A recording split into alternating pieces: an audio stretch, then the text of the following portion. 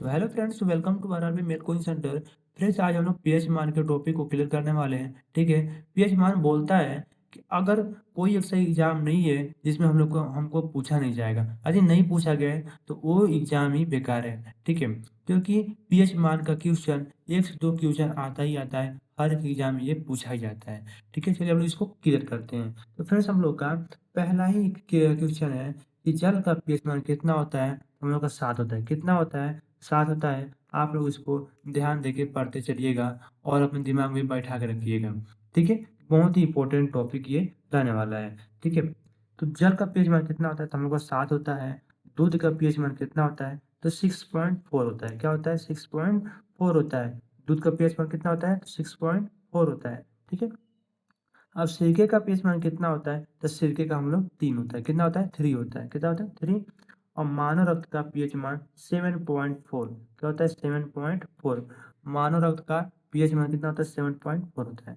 नींबू के रस का पीएच मान कितना होता है?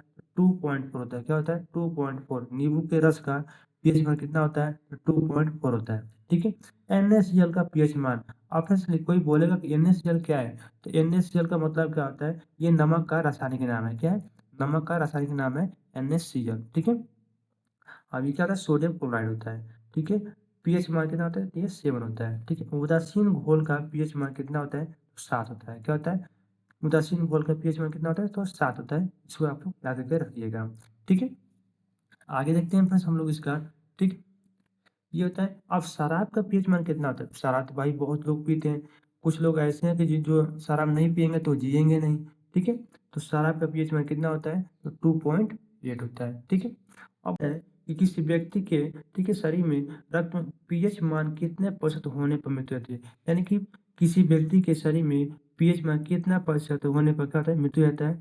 तो मृत्यु हम लोग का 0.2 तक हो जाएगा तो क्या हो जाएगा? आदमी एक्सपायर हो जाएगा, यानी मर जाएगा। ठीक है। तो अगला क्वेश्चन है कि समुद्री जल का पीएच मान कितना है? तो समुद्री जल का पीएच मान हम लोग का 8.5 है। क्या है? 8.5 है। ठीक है। अब एक मानव मूत्र का पीएच मान कितना होता है?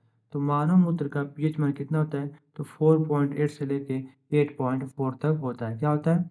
फिर से हम लोग का मानव मूत्र का पीएच मान कितना होता है? 4.8 से लेके 8.4 होता है। ठीक है। मानव आंसू का पीएच मान कितना होता है? तो 7.4। क्या होता है? 7.4 होता है। ठीक है। मानव लार का, ठीक है, मानव लार का पीएच मान कितना होता है? तो 6.5 से लेके 7.5 तक इसका पीएच मान होता है। ठीक है। मानव रक्त का, जैसे मानव लार का, ठीक है, मानव लार का पीएच मान कितना होता है? तो 6.5 से लेकर 7.5 तक होता है। ठीक है। आशा करता हूँ फ्रेंड्स आप लोग का पीएच मान अच्छे से कंफर्म हो गया है। यानी जितना मैंने क्वेश्चन बताया आप लोग अच्छे से उसको याद कर लिए होंगे। ठीक है। फिर फ्रेंड्स, पीएच मान एक ऐसा टॉपिक है जिससे एक से दो क्वेश्चन पूछा जाता है। ठीक है, हर एक एग्जाम में। तो आप लोग इसको याद याद कर रखिएगा। ठीक है। जो छूट गया है, ठीक है, उसको मैं अगली वीडियो में आप लोग को लेकर आऊँगा। ठीक है। और अगला वीडियो आप लोगों के लिए बहुत ही इंपॉर्टेंट होने वाला है। ठीक है। तो चैनल को सब्सक्राइब कर लीजिए और वीडियो को मेरी तरफ से एक बार लाइक ज़रूर कर दीजिएगा और अपने दोस्तों के पास शेयर ज़रूर कर दीजिएगा। ठीक है? चलिए लोग मिलते हैं नेक्स्ट वीडियो में। तो वंदे मातरम। Bye bye friends.